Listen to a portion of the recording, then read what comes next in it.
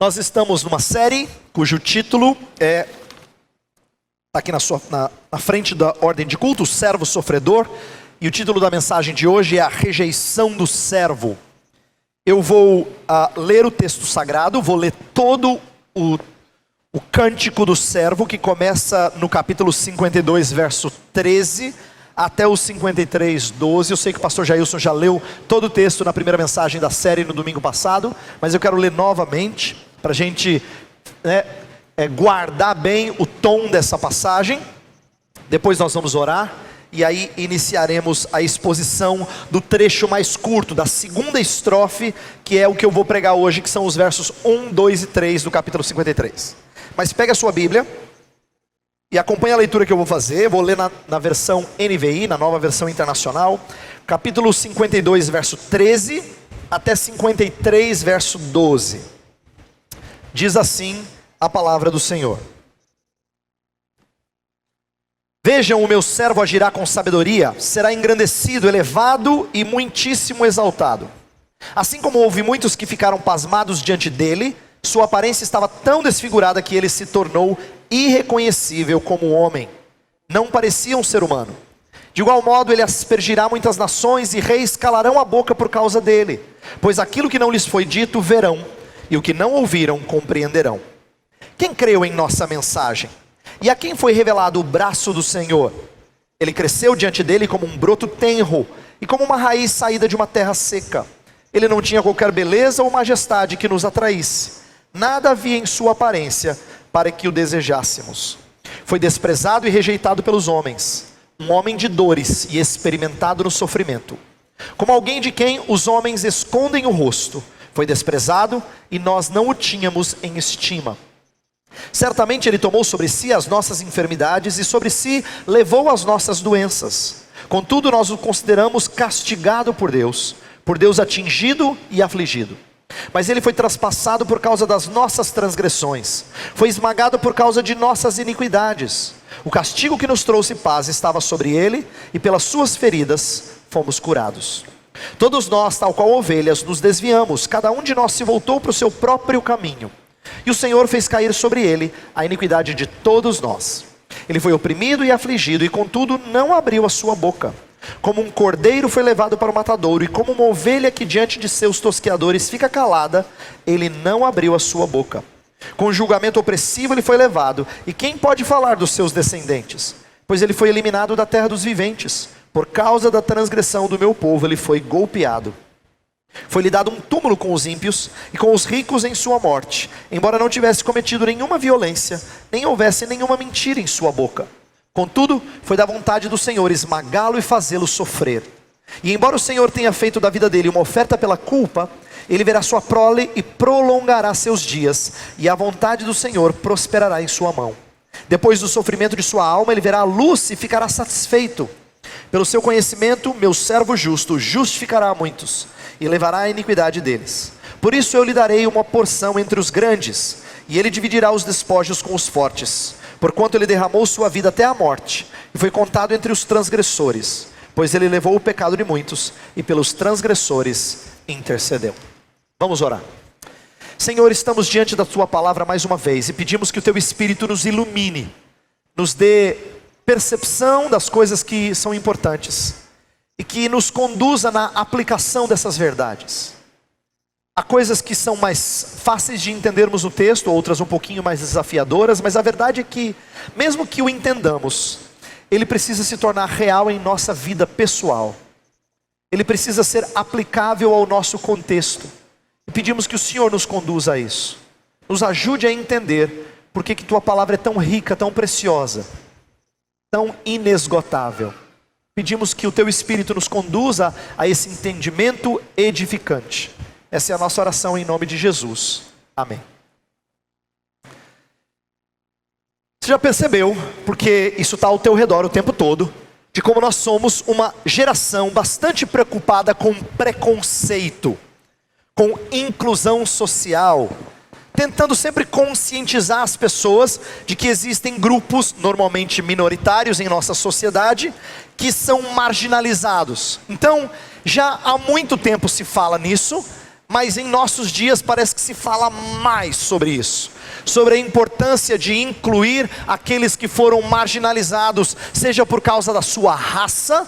Por exemplo, quando a gente fala da luta pelos direitos que os negros buscaram tanto nos Estados Unidos da América como em outros lugares do mundo, inclusive no Brasil. Existem certos preconceitos quanto à raça que são mais leves, mas existem no nosso meio, não é? Há certas coisas, quando a gente quer dizer assim que não é muito confiável, a gente fala assim, é meio paraguaia. É um preconceito, não é? É um preconceito. A gente trata certos povos como sendo inferiores em alguma medida, quando a gente tira sarro e tudo mais.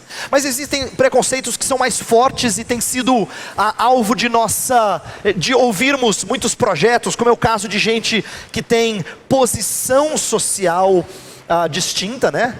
Há muitos que lutam pelos que são mais pobres, ou pelos que são deficientes físicos. Há muitos que lutam por preconceito religioso. A religião muçulmana, por exemplo, que foi alvo de grandes críticas em tempos recentes por causa de atentados, por causa de terrorismo, tem sido às vezes defendida por alguns para que haja mais inclusão social. E como vocês sabem, até a questão da opção sexual tem sido muito forte, incluir pessoas na sociedade, não marginalizarmos essas pessoas. Então, essa é uma tendência dos nossos dias. O que eu quero dizer sobre isso, em primeiro lugar, é o seguinte: a fé cristã não pode achar que ela tem direito de destratar as pessoas como se elas não fossem imagem e semelhança de Deus. Isso é contrário à nossa fé. Não importa se você não concorda com a religião, com a opção sexual, ou tem dificuldades de endossar certas pessoas, ou desconfiada de certas pessoas por causa da sua educação em casa. Não importa qual o seu contexto, nós não temos direito de destratarmos as pessoas como se elas não fossem imagem e semelhança de Deus. Tratamento descaridoso não se justifica, mesmo que você discorde de posturas ou tenha uma família muito preconceituosa na sua herança. No entanto, o que eu quero chamar a atenção não é só sobre como nós temos que ter cuidado com pessoas e tratá-las segundo a imagem e semelhança de Deus. É de como, à luz de marginalizados na sociedade, muitas pessoas têm buscado meios de resolver esse problema.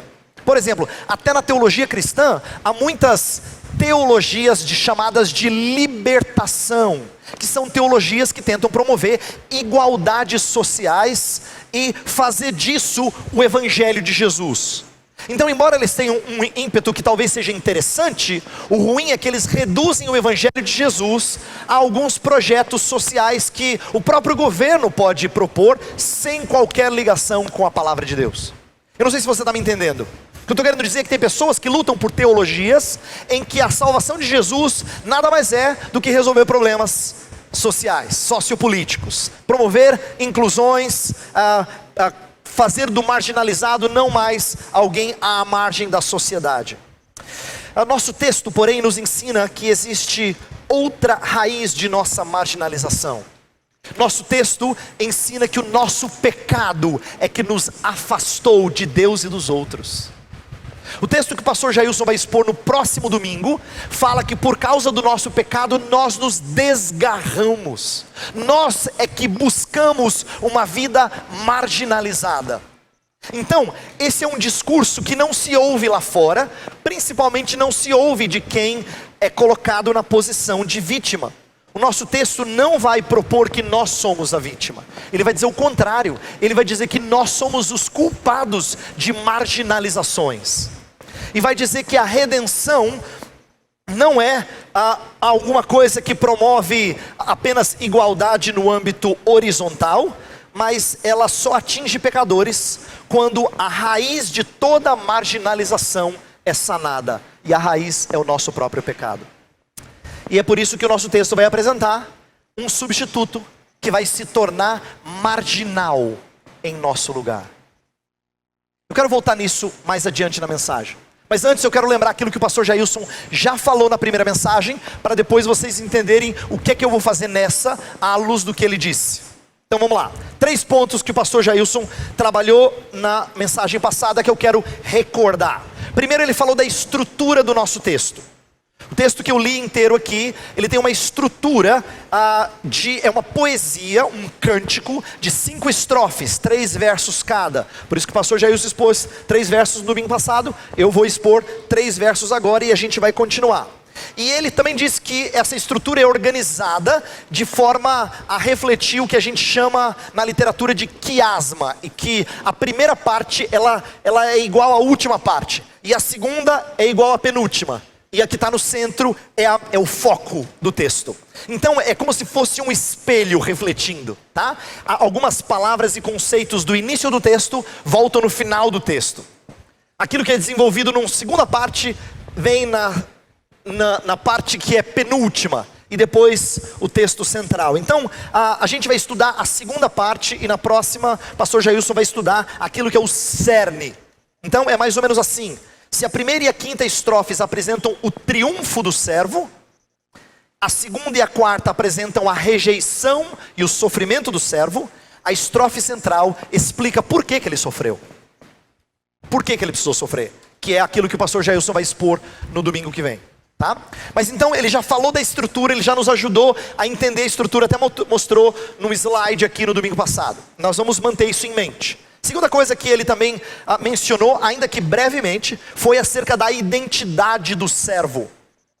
A primeira mensagem mencionou que o servo de Isaías 53 não é o povo de Israel, não é algum remanescente do povo, nem algum remanescente dentre os profetas. Essas são ideias que aparecem muitas vezes na literatura dos estudiosos. O texto deixa, o Novo Testamento deixa bem claro que o servo é o Messias, como Filipe instruiu o eunuco na passagem que o pastor Jailson usou no começo da mensagem passada. Ele começou com Atos 8, em que um eunuco, um homem estrangeiro, está lendo Isaías e não sabe de quem Isaías está falando.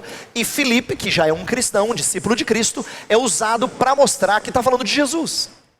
Então, nós já vimos acerca da identidade do servo. Em terceiro lugar, pastor Jailson apresentou como propósito da série e da mensagem dele em especial, que a partir do texto de Atos 8, essa mensagem nos conclamou a anunciar a Jesus como servo sofredor que veio nos resgatar. Em outras palavras, o que a gente tem que fazer é parecido com o que Filipe fez. Filipe foi aquele que foi usado por Deus para ensinar o eunuco, na passagem de Atos 8, a enxergar Jesus Cristo. Por isso que no final o pastor Jailson falou assim: quero desafiar vocês a conversarem com pessoas, convidarem para os grupos, se possível formem um grupo, fale de Jesus, fale desse servo sofredor. Então ele nos conclamou a respondermos de maneira parecida com o que Filipe fez, e até com o próprio Isaías. Isaías foi chamado por Deus para anunciar uma mensagem que não seria ouvida por todos. No capítulo 6, o seu chamamento é um chamamento desafiador. Deus fala para ele assim: você vai falar e muita gente não vai ouvir, mas você vai falar, porque alguns ouvirão. Então, esses 3 aspectos explorados na mensagem passada, eu quero que você mantenha elas em mente. E agora eu vou apresentar o que a gente vai fazer nessa mensagem, tá? Nessa segunda mensagem. E para ajudar você a memorizar, eu vou sempre repetir onde é que a gente está na mensagem. A gente vai falar de 3 coisas. 3 coisas. Se você gosta de anotar, agora é a hora de você anotar. Eu vou voltar nelas no decorrer da mensagem. Primeiro, nós vamos retomar o assunto da identidade do servo, porque eu quero aprofundar um pouco mais o nosso entendimento da relação que existe entre Jesus e o seu povo. Tá? Então a primeira coisa, a gente vai falar um pouco mais, o pastor Jailson mencionou rapidamente, mas a gente vai gastar mais tempo um pouquinho na ideia de quem é esse servo e por que é importante saber quem é esse servo. Em segundo lugar, a gente vai, nessa mensagem, expor a rejeição do servo e o que isso revela a nosso respeito. Repito.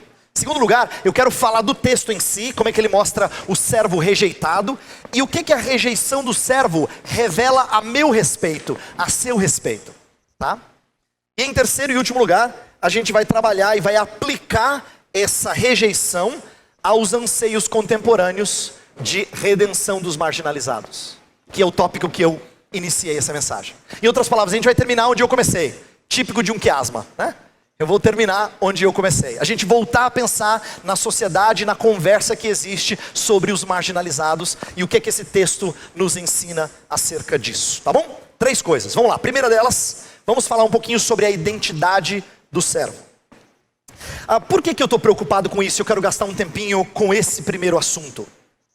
Porque Isaías 53 não é o único cântico que é chamado de cântico do servo. Existem outros. Ele é considerado pela maioria como sendo o quarto cântico, o mais abrangente, o mais profundo e rico, mas o quarto cântico. Isaías tem outros capítulos que refletem também uma espécie de poesia do servo. É um tópico que reaparece em Isaías algumas vezes. Capítulo 42, capítulo 49, capítulo 50 e o 53. São 4 cânticos normalmente reconhecidos como cânticos de servos. E quando as pessoas estudam esses cânticos e as outras ocorrências da palavra servo em Isaías, eles percebem que servo pode se referir a diferentes pessoas ou grupos. Por exemplo, se eu disse, e o pastor Jailson foi correto em dizer, o servo de Isaías 53 é Jesus Cristo, como o Felipe bem explicou para o eunuco. Se a gente acredita nisso, por outro lado, a palavra servo em Isaías, ela aparece algumas vezes sendo relacionada ao povo de Israel. Algumas vezes ela aparece como sendo o próprio Israel. Por exemplo, no cântico do capítulo 49, Deus usa a palavra servo para falar tanto de Israel, quanto de quem vai redimir Israel. No mesmo cântico, a mesma palavra é usada para falar de Israel como povo, como sendo uma unidade que serve a Deus nos propósitos de anunciar a mensagem redentora. Mas aí você tem um servo que redime Israel, no mesmo cântico, tá? Aparece algumas vezes a ideia, em outros lugares, a ideia de que Israel é um servo. Eu vou pedir para você acompanhar, a gente vai olhar a Bíblia um pouquinho agora. Então, abra sua Bíblia, vamos a partir do capítulo 41 de Isaías, nós vamos ver alguns versos que eu quero que você enxergue isso. Isaías 41, vamos começar com o versículo 8 e 9. Eu vou fazendo a leitura e peço que você acompanhe. Isaías 41, versos 8 e 9 diz assim: Você, porém, ó Israel, meu servo, Jacó a quem escolhi, vocês descendentes de Abraão, meu amigo, eu os tirei dos confins da terra, de seus recantos mais distantes, eu os chamei. Eu disse, você é meu servo, eu o escolhi e não o rejeitei. Vá para o capítulo 43, 44 versos 1 e 2. 44 versos 1, 2. Eu estou selecionando alguns, tem várias ocorrências do que eu estou lendo aqui. Mas escute agora, Jacó, meu servo, Israel a quem escolhi. Assim diz o Senhor, aquele que o fez, que o formou no ventre e que o ajudará. Não tenha medo, ó Jacó, meu servo, Jesurum a quem escolhi. Vá para o capítulo 45, verso 4. Por amor de meu servo Jacó, de meu escolhido Israel, eu o convoco pelo nome e lhe concedo um título de honra, embora você não me reconheça. E por último, 48, 20. Capítulo 48, verso 20. Diz assim: Deixem a Babilônia, fujam do meio dos babilônios. Anunciem isso com gritos de alegria e proclamem-no. Enviem-no aos confins da terra. Digam, o Senhor resgatou o seu servo Jacó. Eu selecionei alguns textos, tem outros, mas por que eu quis ler isso? Porque há um aspecto em que Isaías vai tratar o povo como uma unidade, né, como sendo um bloco só, e eles têm uma missão de serem servos, mas às vezes eles se metem em rascadas e o próprio servo precisa ser servido, precisa ser remido. Em outros contextos fica claro que o servo está tratando de um indivíduo, é o caso do nosso texto, Isaías 53. Então a pergunta que os estudiosos fazem é, então o servo é Israel ou é Jesus? E a resposta não é um ou outro, é os dois. Como? E agora que vem uma lição importante. Jesus Cristo, portanto, vai assumir uma postura que Israel não conseguiu fazê-lo. Alguns estudiosos dizem que é como se Deus tivesse apresentado a imagem do servo como um povo, e aí depois vai ser um remanescente do povo que vai conseguir seguir os caminhos de Deus, e depois nem esse remanescente vai se manter fiel, e Deus vai precisar de um personagem chave. É como se fosse uma pirâmide, primeiro bastante gente, depois um remanescente, depois um indivíduo. E essa interpretação faz uma relação interessante entre o povo e Jesus, que eu quero apresentar agora, que é o seguinte: a gente não costuma dizer isso com frequência, mas eu quero que você aprenda isso. Jesus Cristo, de acordo com essas passagens de servo em Isaías, nos é apresentado como o verdadeiro Israel. Ele incorpora em si uma nação e uma função que uma nação não conseguiu fazê-lo. Então é mais ou menos assim, ó. Deus deu uma missão para Israel realizar. mas ela não realizou. Por exemplo, ela deveria ser impactante sobre as nações ao seu redor, mas ela foi mais influenciada pelas nações vizinhas do que influente. Então Deus traz o Messias que vai ser luz para os gentios. Ele vai ser luz para os povos ao redor. Então Jesus Cristo vem e cumpre aquilo que Israel não consegue cumprir. Ele é o modelo de estabelecimento de justiça e cumprimento da lei. Ele é a luz para os gentios. Ele é íntegro a ponto de ser defendido pelo Senhor. E ele sofre então vicariamente por outros. As coisas que Israel não conseguiu fazer e as coisas que Israel não tem condições de fazer, esse indivíduo, que será Jesus Cristo, faria. Por que isso é importante nós aprendermos como primeiro ponto da nossa mensagem? Porque o que Deus faz na vida de Israel, Deus vai fazer na vida da igreja. Há muitas coisas que Deus nos chama a realizar que nós somos falhos em fazê-lo. Mas Deus não chama a gente a fazer para que Deus finalmente consiga cumprir a sua missão. Jesus Cristo cumpre primeiro. Então nos envia a seguir os seus passos. Não é assim, Deus quer fazer uma missão e Ele depende de você. Se a igreja não se levantar e não se dispor, Deus vai falar assim: puxa vida, bem que eu queria que o nome do meu filho fosse ouvido. Não é assim que Deus realiza. Ele manda o seu filho e Ele faz a sua voz ser ouvida. E Ele fala para você assim: você quer participar? Então quando nós, igreja, somos integrados nessa missão, nós não somos os realizadores da missão em si. Nós somos apenas os comunicadores da missão de Jesus Cristo. Ele vem e cumpre. Ele é o verdadeiro Israel. Ele forma uma comunidade para ser anunciadora dele. Então, esse primeiro ponto. O segundo ponto, eu quero agora me voltar para o nosso texto. Em segundo lugar, eu quero estudar a rejeição do servo, conforme o capítulo 53, versos 1, 2 e 3. E aí, ver o que isso revela a nosso respeito, tá? Isaías 53, versos 1, 2 e 3. Então, vamos lá. Na primeira estrofe do cântico, o pastor Jailson já expôs que os mesmos personagens que ficam espantados com a aparência desfigurada desse personagem, desse servo, eles também acabam chocados com a sua exaltação inesperada. Isso está na primeira mensagem. Se você perdeu, está lá para você assistir no nosso canal, no YouTube, no nosso site, você pode acompanhar isso.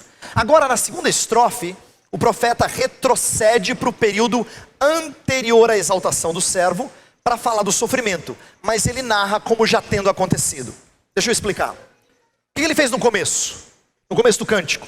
Ele mostrou o início e o fim da história toda. Ele já contou no começo. Ele diz assim, ele vai sofrer, vai ser desprezado, mas no final o pessoal vai ficar chocado com a exaltação dele. É como se você estivesse encenando, é como se, num certo sentido, ele causasse repulsa e depois as pessoas ficassem chocadas. Esse é o começo do cântico. Aí ele vai voltar para o período anterior à exaltação para dizer assim, deixa eu explicar um pouquinho mais o sofrimento dele. E o texto que eu vou expor hoje é o sofrimento dele. É o início dessa descrição. Só que tudo é narrado no passado. Pode ver, os verbos estão todos traduzidos no passado. Em exegese a gente chama isso de profético perfeito. É como se fosse um pretérito perfeito, mas que vai acontecer, mas é tão certo que ele narra como se já tivesse acontecido, né? É mais ou menos isso que acontece na língua hebraica. Ele diz assim, ele sofreu, ele fez isso, ele fez aquilo, ele foi rejeitado e a gente não deu bola. Mas não aconteceu ainda. Mas ele diz como se tivesse acontecido. Ele vai narrar isso dessa maneira. No primeiro verso, olha só como é que inicia o nosso texto. Quem creu em nossa mensagem e a quem foi revelado o braço do Senhor? A ideia aqui é mostrar, é levantar perguntas retóricas que não precisam de resposta. Na verdade elas funcionam mais como uma exclamação. É do tipo assim, que absurdo, ninguém creu. Entendeu? Não é uma pergunta para dizer, quem é que creu, vamos contabilizar, não é isso. Ele está dizendo assim, que absurdo, ninguém creu. Quase ninguém creu. Pouquíssimos creram. O braço do Senhor foi revelado. A ideia é de que foi demonstrado o poder e eles não creram. Então a ideia é de que a incredulidade, mesmo diante de uma amplitude de demonstração de uma boa notícia e de boas obras. No versículo 2 e 3, vai descrever esse personagem, que é Jesus Cristo, de uma maneira bem humilhante, é de propósito, é para mostrar como é que as pessoas o enxergavam. Olha só, versículo 2 fala assim: ele cresceu diante dele como um broto tenro, e como uma raiz saída de uma terra seca. O que são essas analogias? Broto tenro é a ideia de um galinho nascido da árvore. Ele tá sugando os nutrientes da árvore. Então, como ele não é útil, porque ele não produz nada, ele só está se apropriando de nutrientes, é o tipo da coisa que você arranca com facilidade, para você manter a árvore o mais saudável possível e não sendo roubada nos seus nutrientes. A raiz que sai do solo seco, a ideia é que não conseguiu nada no solo, vai romper o solo para ver se consegue sobreviver e vai acabar sendo ressecada pelo sol. Então, as duas analogias, bem agrícolas, são analogias de coisa insignificante. Como é que as pessoas vão enxergá-lo? Como sendo um brotinho, uma raizinha de nada. É assim que eles vão vê-lo. Como sendo algo que não produz, algo que não impressiona. Por isso que o versículo continua assim, ó. Ele não tinha qualquer beleza ou majestade que nos atraísse. Nada havia em sua aparência para que o desejássemos. Existem autores que vão defender que o texto não está falando que Jesus era feio, no sentido assim de juízo da aparência física dele, mas que ele não aparentava ser atraente para as pessoas. O que isso significa? Eles têm uma visão dele que ele não cativa, ele não atrai. Não é impressionante pensar que Deus se fez carne e ele poderia ter assumido assim uma personalidade fascinante, cativante. Ele poderia ter trazido uma mensagem que atrairia muitos. O único momento que ele atraía as pessoas é quando ele fazia milagre, né? Quando ele dava pão, quando ele curava os enfermos, aí todo mundo queria estar atrás dele. Mas aqui Isaías fala assim, ó, ele não era atraente. O que ele está dizendo? É que Jesus Cristo não tem aparência de rei. Ele não tem pompa de majestade. É muito interessante porque a mesma palavra que é usada aqui é usada para se referir a Davi, de que Davi tinha presença, era bonitão, ele era um homem que tinha presença, ele tinha aspecto de majestade. E não é interessante que o filho de Davi não tenha? O filho de Davi impressiona por quê? Porque ele é que nem um broto. Ninguém diz assim, uau, que árvore bonita, suntuosa. Ele é um brotinho do lado. Ele não impressiona, ele pelo contrário, ele é rejeitado porque ele não tem boa aparência como tinha Davi. O verso 3 vai falar ainda mais fortemente do que está acontecendo aqui. O verso 3 diz assim: foi desprezado e rejeitado pelos homens, um homem de dores e experimentado no sofrimento. Como alguém de quem os homens escondem o rosto, foi desprezado, e nós não o tínhamos em estima. A ideia é de que Jesus Cristo é repulsivo. Há uma certa repulsa para com ele. É como se ele tivesse uma doença que o desfigurasse. E as pessoas acabam se afastando dele. Pensa nos leprosos. E como eles eram marginalizados porque aquilo que eles tinham causava repulsa nas pessoas. A maneira como Isaías está descrevendo esse servo é que ele vai ser rejeitado desse jeito. Ele vai ser marginalizado dessa forma. Nisso tudo, Isaías está antecipando todo o sofrimento do estado de humilhação de Jesus, o tempo em que ele esteve entre os homens aqui, antes da sua morte e ressurreição e ter subido aos céus, a sua ascensão. Durante esses anos que ele serviu aqui, ele teve esse aspecto, ele foi rejeitado dessa maneira.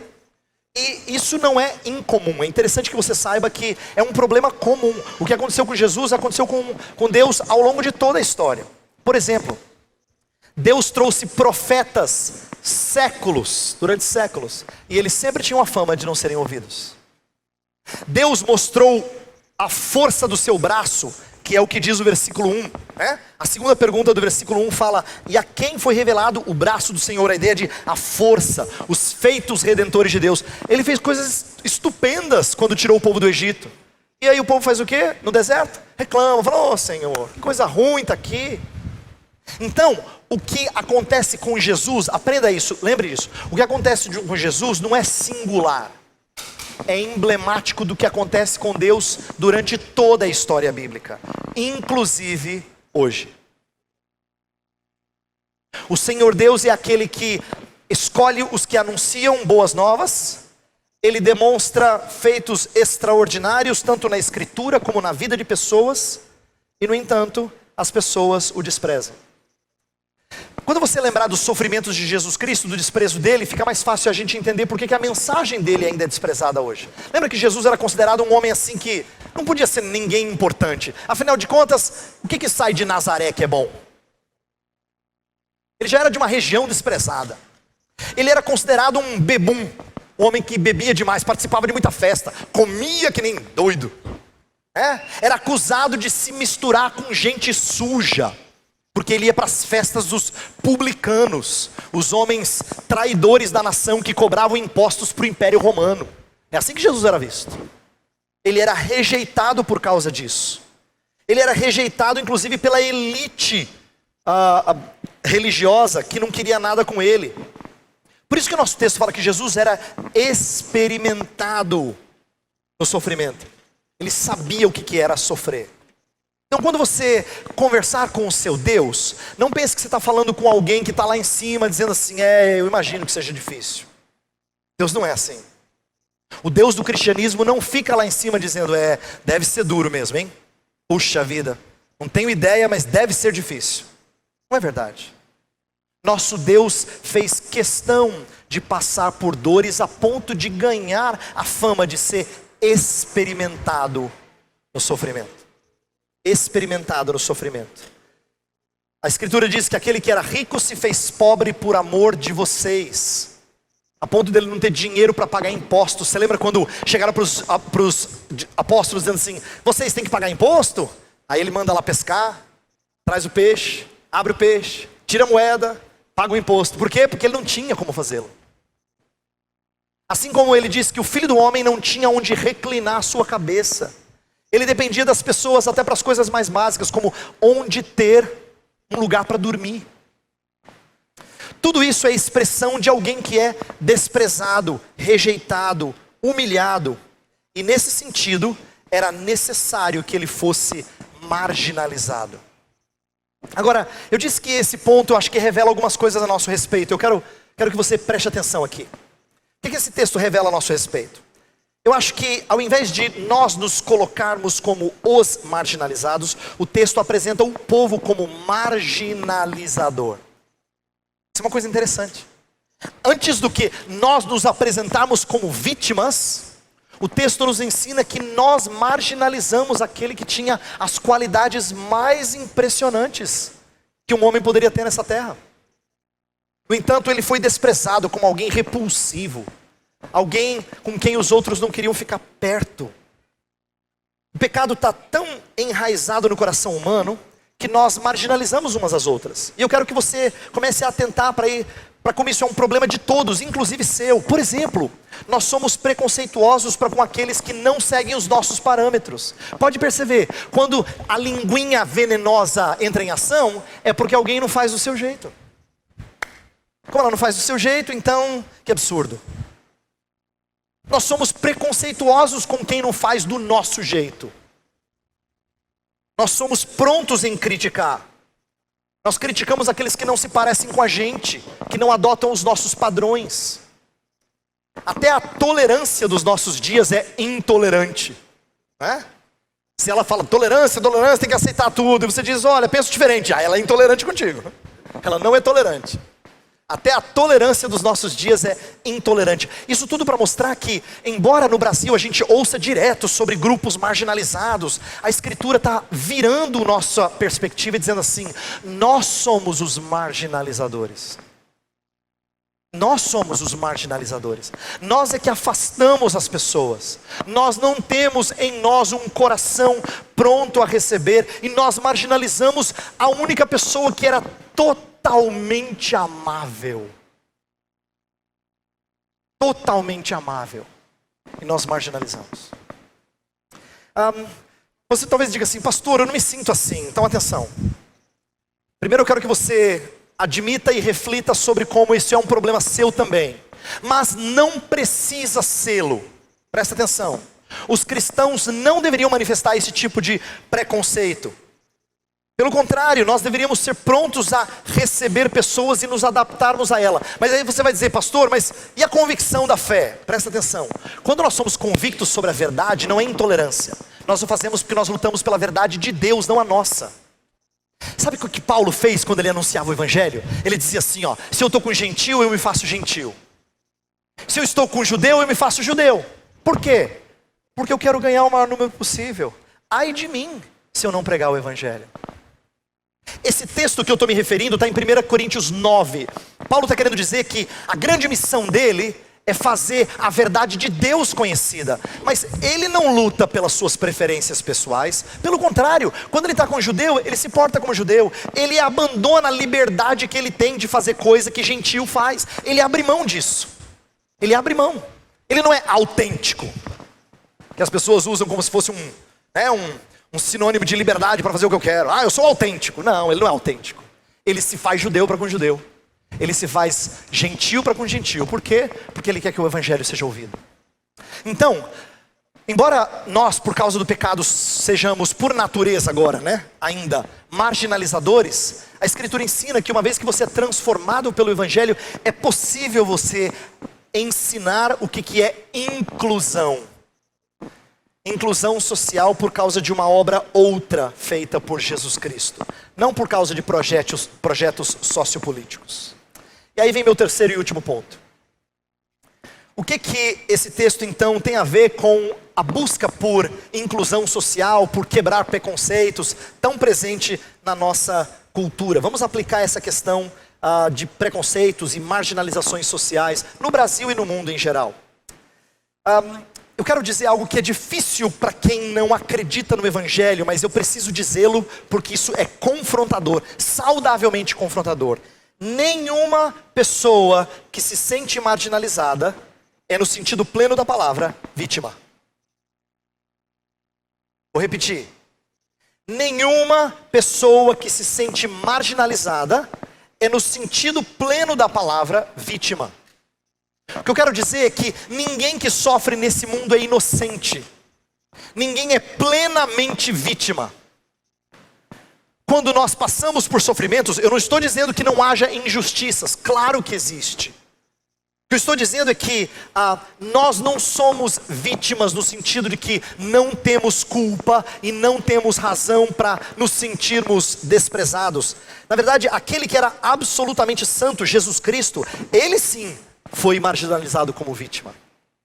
Ele é o único marginal que foi vítima no sentido pleno da palavra. Porque todos nós sofremos abaixo do que nós merecemos. Presta atenção em como isso é duro, mas é necessário dizer. Todos nós sofremos abaixo do que nós merecemos sofrer. Aquém do que nos é merecido. Então, ainda que certos sofrimentos sociais sejam horizontalmente injustos, isto é, ainda que haja injustiça na sociedade, o que eu estou querendo dizer é que, diante de Deus, verticalmente falando, não há injustiça. Percebe o que eu quero dizer? Ainda que haja injustiça na esfera horizontal, verticalmente falando, nunca há injustiça. A gente está no lucro. A gente está no lucro. É isso que o evangelho diz. É tão radical que ele fala algo completamente diferente do que você ouve fora. Completamente diferente. Perante Deus, nós ainda não estamos sofrendo injustiça. Nós estamos no lucro. Sofrendo menos do que nós deveríamos. E por que eu estou dizendo isso? Eu quero terminar essa mensagem dizendo o seguinte. Quando o pastor Jailson chamou a atenção para sermos pregadores desse servo, é porque nós temos que anunciar uma mensagem que a solução para as marginalizações sociais não é novos projetos feitos por gente marginalizadora. Não funciona. A única maneira de nós experimentarmos de fato a inclusão social é Deus, por intermédio do seu Filho, fazer uma nova comunidade em que nós somos igualados por baixo, não por cima. Todo mundo é pecador. Nós somos igualados por baixo. Todo mundo entra aqui em dívida. Todo mundo entra em débito. Ninguém entra com distintivo orgulhoso no peito de justo. Como nós entramos em débito, então nós somos alcançados por um marginal que sofreu em nosso lugar. É estranho a gente dizer isso, mas eu quero que você perceba que é isso mesmo que o Salvador foi. A gente acha que marginal é uma palavra tão pesada que a gente, quando usa em referência a alguém, a gente quase sempre está xingando. Mas o Salvador Jesus foi um marginal. Marginal. Não por causa dos seus próprios pecados, mas por causa dos pecados daqueles para quem ele carregou. Nosso pecado impede de sermos instauradores da plena justiça social. É por isso que a gente precisa de um servo. A gente precisa de um escravo que seja marginalizado em nosso lugar. E ele precisa criar um povo composto de servos remidos. Você lembra que eu falei da relação entre nós, povo, como servos, e Jesus como o servo? Nós somos os servos que foram resgatados para agora anunciarmos a mensagem inclusiva do nosso Senhor Jesus Cristo. Ele recebeu o castigo que nos trouxe paz, diz a próxima estrofe que o pastor Jailson vai expor no próximo domingo. Essa é a boa nova que nós temos que anunciar. E eu sei que ela é muito diferente de qualquer notícia ouvida em jornais, nas diversas mídias. Mas eu encerro conclamando você a perceber como o Evangelho sempre tem uma coisa diferente para dizer. Se eu estou conversando sobre injustiça social no Brasil, e alguém vai falar, é verdade, o Brasil tem experimentado muito preconceito, injustiça social, você vai dizer sim. E aí quando alguém for dar uma opinião, você vai dizer, penso exatamente o contrário. Porque o Evangelho sempre tem algo diferente para dizer, algo que o ser humano não consegue chegar por si mesmo. Ele inverte a nossa ótica, ele muda a nossa percepção. É por isso que ele chama a gente de marginalizador e só Cristo de vítima. Não tem vítimas aqui, não tem ninguém aqui que é vítima no sentido pleno da palavra. Existem injustiças na nossa sociedade? Claro que sim. Mas lembra que eu falei, perante o Senhor nós todos estamos no lucro. É por isso que a gente precisa se achegar a esse servo e dizer, eu sou um marginalizador. E ele vai estar pronto para receber você e incluir você nessa comunidade de pessoas que agora anunciam uma nova inclusão social, promovida pela Igreja de Cristo Jesus. Pense em quão radical essa mensagem para o nosso Brasil de hoje. E tenha coragem de ter uma briga política com alguém essa semana. Mas não é para brigar por partido. É para brigar pelo único que é vítima de fato, no sentido pleno da palavra. Que alguém ouça sobre nossos preconceitos, nossos pecados que afastam os outros de nós e nossa necessidade do servo que foi feito marginal em nosso lugar. Vamos orar?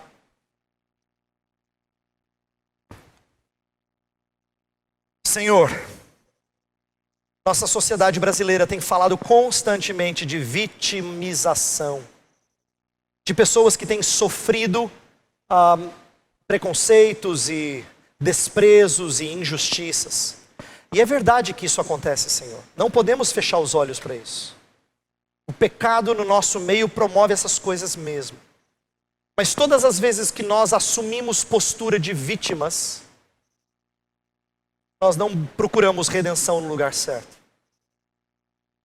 Nós procuramos redenção no lugar errado. Nós procuramos redenção realizada por homens e não por Ti. Por isso o nosso pedido é que o Senhor faça primeiro conosco e depois com as pessoas com quem nós conversamos, que eles sejam levados a perceber que eles não são vítimas. Perante o Senhor todos somos culpados, carentes de crer no único marginal que foi vítima. Ó Pai, dá-nos coragem de falar essas coisas, ainda mais num Brasil politizado como tem sido nesses dias. Dá-nos coragem de falar essas coisas. Abençoa a Tua igreja no nosso país, para que ela adote um discurso evangélico, não partidário, evangélico. Que ela saiba apresentar Cristo como sendo o centro da nossa visão política, inclusive. Abençoa o Teu povo, Senhor. Essa é a nossa súplica. Ouve a nossa oração e abençoe o Teu povo. Em nome de Cristo. Amém.